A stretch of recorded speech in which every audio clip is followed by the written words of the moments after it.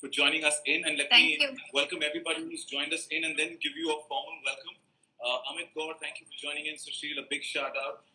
Namaste and welcome to all of you to Chai Time in Quarantine Season 4, hosted by Pentagon Events and Activations. And that's Dr.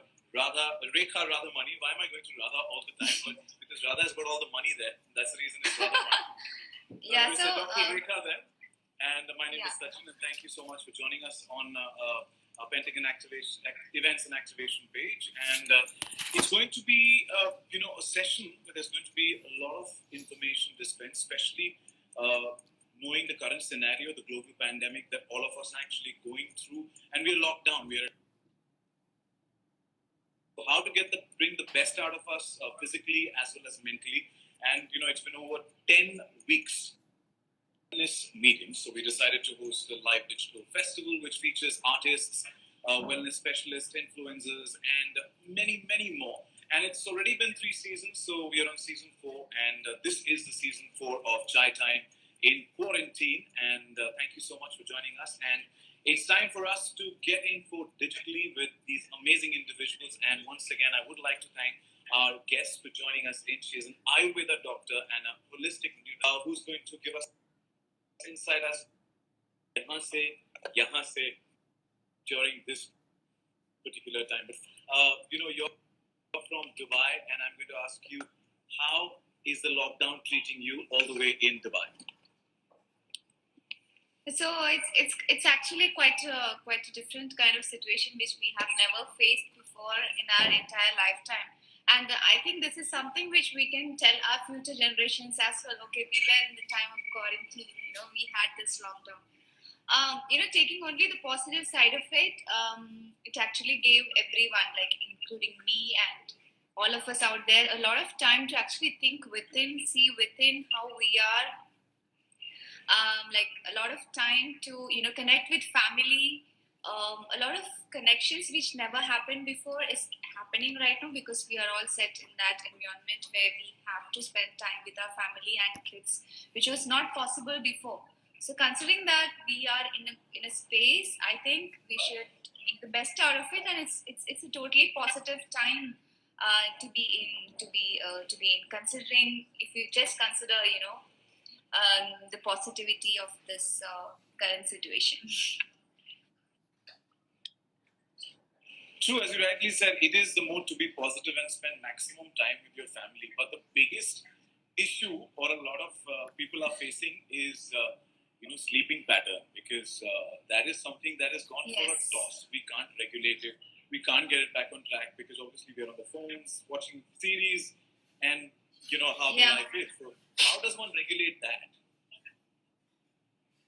So sleep, if you see, it's one of the most underrated pillars of health. If you consider what are the most important 4 pillars of health, it is basically the first thing is how you eat, and how you sleep, and how you manage your stress, and how you exercise. So all these make up the 4 pillars of health, out of which we don't consider enough the importance of sleep. So when it comes to sleep, let me ask you, Sachin, this thing, that do you sleep at least 7 to 8 hours every night? I sleep more than that. I feel I really sleep for 9 hours during this lockdown, but on a regular basis also I try to get my sleep about 7 to 8 hours. Yeah, I try. Yes, that's very good. But my second question is, how is your quality of your sleep? Now I'll tell you how you judge the quality of your sleep. You wake up multiple times during the night, do you? Yeah. There's a lot of dreaming. There's a lot of at least twice, once or twice. Yeah, but I can sleep like a lot. Like I can just knock off on the bed. So. Okay. So the third question is, when you wake up in the morning, you feel, okay, wow, I feel so energetic. I just want to take on my day. So is this how you feel after you wake up? Or do you feel, oh, I feel so tired, I just feel like going back to sleep a little more? You feel like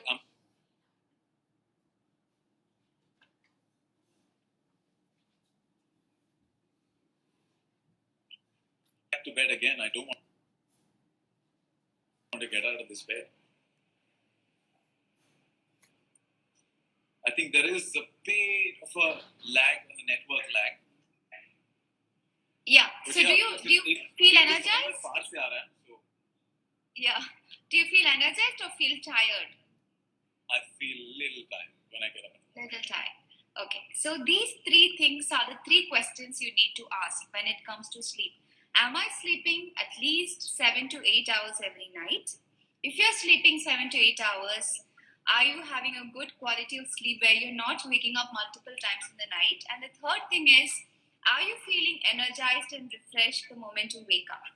If you say yes to all these three questions, then you are very well on your line of health. Otherwise, you need to see what is going wrong. Things like one most common thing today is they look at the phone the last thing when they go to sleep. Are you one of those people? The phones, of course. Yes. It's like I have to answer it this way. Yes. So the phones have this. Yes. So what happens is all our phones have blue light coming from it. So this blue light hampers with our sleep. So what happens is this blue light is the same light used by surgeons above them when they do surgeries to keep them awake when they do long surgeries. So the same light is affecting your brain and telling it to be awake. Even if you're sleeping, your brain is not actually, sleeping. So what happens is you're not having a good night's sleep. So one thing you can do about it is at least 15 minutes before you go to bed, try and keep the phone away. Keep the phone charging in another room. So it's a good piece of advice that actually, Dr. Rekha, you've given, because especially in this quarantine period that we are going through, a lot of people are addicted to their phones. It's double the time that we used to use our phones outside. Now it's more. So it's a great piece of advice that you've told, that you should stay away from your phone at least a couple of minutes or 15 minutes before you hit your bed. Another question that somebody's actually asked is afternoon sleep advisable? Because even I have this issue and many people have that. Yeah, so there are a lot of research happening in the West saying that afternoon sleep is good. But at the same time, coming from my background, I'm an Ayurvedic doctor. What we study in Ayurveda is afternoon sleep is totally unhealthy because it tends to increase the mucus and all those things inside your body, and you put on weight. So it is something contradictory and something which you shouldn't do according to Ayurveda. If you really live, towards a nature, this is something that you need to avoid. Yes, Swati, for real, I hope that has answered your question, because I think she's the one who asked for this afternoon sleep. My next question is, there's another issue which a lot of people find it yummy, is binging. Because all we do is, I'm tired sometimes of eating. There is snack, breakfast, and there is lunch, and there's evening snacks, and there's dinner. And because we're staying up late, there are also these binge sessions at midnight that happen. You binge on chips. So how does one actually curb oneself from actually not binge eating? Yeah. To this, I would again take you back to the sleep thing, where when we sleep, our two hormones called leptin and ghrelin. So these two hormones are your satiety hormone, and one is your appetite hormone. So what happens is, if you don't sleep well in the night, the next day you end up taking wrong choices in terms of your food consumption. That's why, if you haven't slept well, the next day you feel like, oh, I need this, I have a lot of sugar craving. That's why, because you did not sleep the other night properly. So again, it comes back to the root causes. It's all about how you sleep when it comes to making the wrong choices in the food next day, because of these two hormones that work. And also, even when you're binge eating, try and see what food are you having. Don't indulge yourself in too much sugar. So I would tell you a story of somebody called Michael Pulling. Okay, so this guy went around the world and saw different parts of the world where people lived more than 100 years without chronic diseases like diabetes, cancer, and everything.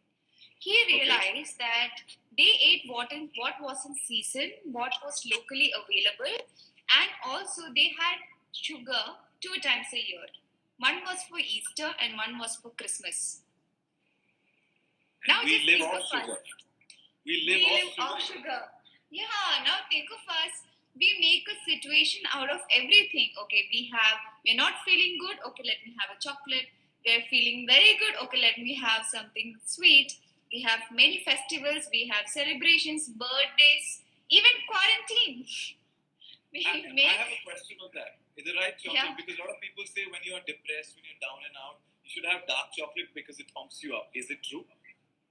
it's actually good. Dark chocolate with more than 80% of cocoa is really good, but try and not have it towards the wee hours of the night. Try and have it before like 7 o'clock or 6 o'clock. Okay. And there's somebody actually asked, is there any particular food that you recommend or tell us that would help us for better sleep that we should consume? Things like, if you ask me, very simple things that you can do is nutmeg powder mixed with a little bit of milk in the night actually helps to sleep better. In Ayurveda, you have a powder called ashwagandha. Ashwagandha is an adaptogen. It helps us to change the way we adapt to stress. Okay, so it is something really good. It helps you manage stress and it actually helps you with sleep also. So this is two things that you can try. So should we call it an Ayurvedic sedative? Ayurvedic, yeah, kind of. For Not better really, sleep? it is For more something more natural- lifestyle and than a medicine. Yeah. More natural way to actually put yourself to a sound sleep. Yes. And as we are talking about the whole quarantine phase, and it's a different environment. We've never experienced this before of actually being at home, and it's also the very easy way to get yourself distracted, lose concentration. So how does actually one channelize themselves to be more productive? To be more productive, I will tell you one simple thing. Okay. When it comes to your health, when it comes to productivity, when it comes to working at home, staying at home, being healthy, being positive, only one thing that you need to take care is our body does not like shocks. Our body like to be in a state of uniformity. Our body likes to, yes, our body likes to wake up at the same time, eat food at the same time, take shower at the same time, exercise at the same time. So it needs this biological clock. It needs this regularity running from the time you wake up till the time you go to bed. Sometimes what we do, if you are sitting very late on a weekend or something and you're sleeping at 1 o'clock, and if you wake up at 3 o'clock or 4 o'clock during the day, actually you're giving a lot of pressure to your body. So even if you come late on that night, don't compensate till sleeping till 4 o'clock. Okay, try and wake up at the same time and then sleep better that night. So in this way, because body wants that regularity, you don't want to put pressure. That's why if you're working from home, make a note, like a to-do list. Okay, at this time I will have my breakfast, this time I will do my work, and this time I will devote for my kids. So this regularity is what we want in terms of maintaining our health and also for our professional life. So the way we have a schedule for our daily life outside, we should also have a schedule for our body to give them the right amount of food at the right time. Yes. I'll tell you one simple example of our digestive system. Okay. So if we are having food every day at 12 o'clock, our body already knows, okay, at 12 o'clock I'll have the food. So I have to create hydrochloric acid to digest it, and then rest of the process will follow. But the moment you don't give it food at 12 o'clock and you delay your food to, like, say for 2 o'clock, what happens is your body is waiting with hydrochloric acid. Okay, at 12, food did not come. And this hydrochloric acid has this property of blowing up and expanding. That's why people get acidity, heartburn, gastroesophageal reflux disease and all these things, because you don't give food at the correct time. So for even people with acidity, one thing that they need to follow is maintain that timely lunch or dinner. Have food every 4 hours. Give that regularity to your body. Yeah, because in the hectic lifestyle that we all were living before quarantine, it is very necessary for us to actually, acidity is one of the major issues that most of them are facing. There's another very Yes. valid question somebody's asked. During quarantine, yes, we do have time. We do have positive time to spend with our family. But also a lot of people are thinking, what's going to be the future? What's going to be my security? How am I going to live my life? And somebody's actually asked, how does one control overthinking? So when it comes to overthinking and stress management, we have one cheap medicine available everywhere around us. The cheapest medicine. And this medicine is not written by any doctors. Why? Because there is no money to be made out of it. So what is this? What is this medicine that is cheaply available, which is the best medicine to control overthinking? What is that, Sachin? The question is to you. Breathing. Yes, correct. Right? So it is oxygen. Okay. So it is breathing. oxygen. Yes. So one simple trick I'll tell you. Okay. So we have on the right side our parasympathetic nervous system, sympathetic nervous system, and then on the left side we have the parasympathetic nervous system. So right side it is like fight or flight. Right, left side it is like calming down and relaxing. Holding that break. Okay. You So want to what repeat you on need the to right do side is try and do a left. Yeah. So right side is our sympathetic nervous system, which is your fight or flight. Okay. On the left side, we have the parasympathetic nervous system, which calms you down and relaxes. So try and do this whenever you feel stressed and whenever you feel that you are not able to sleep, whenever you overthink, try and do this simple thing. Close your right nostril with your right thumb and just do left nostril breathing. Just inhale for 3 seconds and exhale for 6 seconds. When you do this 3-4 times, you yourself realize that your breath is becoming more cooler. It is actually you are doing this. When you're doing this, you're actually helping your parasympathetic nervous system, and it is telling your body to calm down, to relax. Wow. So this is your tip for overthinking. Wow, and thank you so much for answering that. And that's something that we can do it while we're watching any.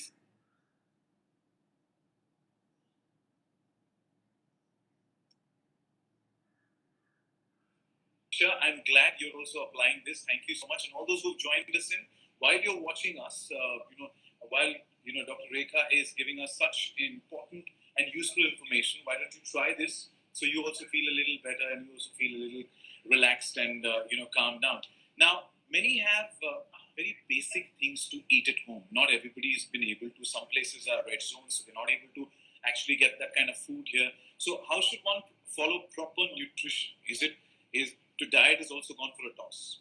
So, is there a proper nutrition that one needs to follow during lockdown? Enjoy it. वक्त है तो चलो जो भी करो. So what is the right nutrition or the right food for you is actually the food that you have been eating all your life. If there are a lot of people who comes and ask me, can I go gluten free? Can I go dairy free? What should I do? So in this case, what you need to know is even a glass of milk when you're drinking, if you feel bloated, that means your body's way of telling you that we are finding it quite difficult to digest this milk. Okay? Sometimes you may eat roti or chapati and still you may feel that bloated or distended stomach. Okay? That is also body's way of telling you that I'm finding it difficult to digest. You are what you digest.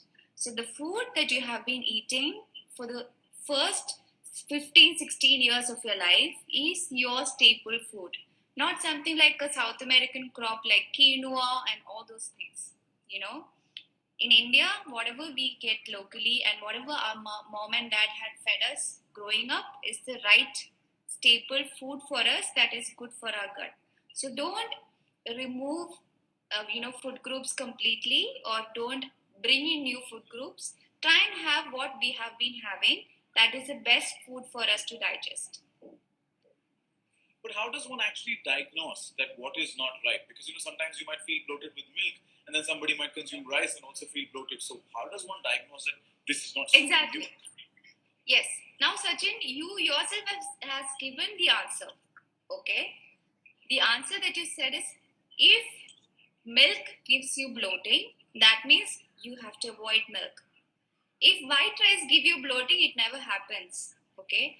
But if white rice still give you bloating, then that food is not right for you. So that is how, listening to your body is diagnosis, and There's a bit of a lag, I think. We're not able to hear you clearly there. We lost out on the last answer. Dr. Rekha, we lost you on the last my answer was listening to your body. What the body wants, the body already gives you signal. So based on the signals that body gives you, you can try and work on it. So a lot of people get bloating with milk and with wheat, chapati, even if they are having it for so many years. Then avoid that. Maybe the gluten is not working for you. So avoid that and substitute it with white rice. White rice is something which I have seen that it is easily digestible, and it is something which actually helps easier for the gut to digest. So, it's a myth or is it a fact that dal chawal is good for health or dal chawal makes you put on weight? Dal chawal is absolutely good for health. It's not a myth. It's a fact. If I eat lunch, dinner every day, is it okay? Yeah, I'm a dal chawal person. Even I love it. Yeah, the thing is, you can add, if you really, anything heavy, any heavy food that you're trying to eat, like, sometimes this carbs is a carb heavy food, you can reduce the effect of it by adding spices to it. That's what Ayurveda says, if you have something more, reduce it by something else. So you can add spices like the jeera, the cinnamon, the all the spices that we have. All these are really good. Just add few spices and make it lighter. That makes it lighter. And also cooking for a long time, soaking the lentils for a long time, ideally overnight. All these will help with easier digestion of dal chawal. Okay, Doctor, did you want time to ask you one last question? And because it goes on everybody's mind, that is it important for us to go out when we go out in this lockdown? There is for essentials. For some people have to go out for certain work or any chores. When you step out with your clothes, well, people wear gloves. We have a mask.